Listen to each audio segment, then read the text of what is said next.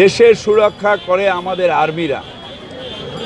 অমিত শাহ দেশের সুরক্ষার জিম্মেদার নয়, বিজেপি দেশের সুরক্ষা। এর আগেও বাংলাদেশ যুদ্ধ হয়েছিল, এই আমাদের আর্মি আমাদের দেশকে সুরক্ষা করেছিল।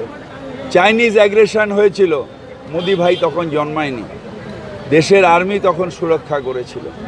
তাই সুরক্ষার জিম্মেদারি বিজেপির নয়, সুরক্ষার জিম্মেদারি এবং সেটা সম্পূর্ণভাবে ভারতের সেনাবাহিনীর, যেটা ভারতের রাষ্ট্রপতির আন্ডারে থাকে, সেটা মোদির আন্ডারে থাকে না, অমিত শাহর আন্ডারে থাকে না।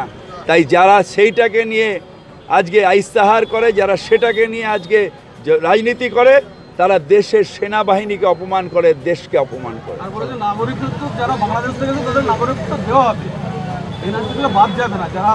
এনআরসি হবে না, আমরা সবাই সুখে আছি, ভালো আছি।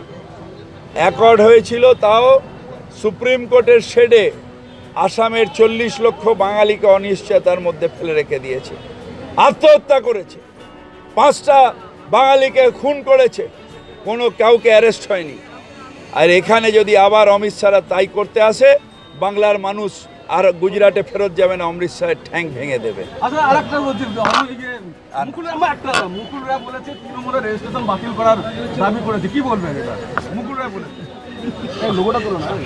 আচ্ছা, পাগলে কিনা বলে ছাগলে কিনা খায়, সব ছাগলের উত্তর দিতে হবে।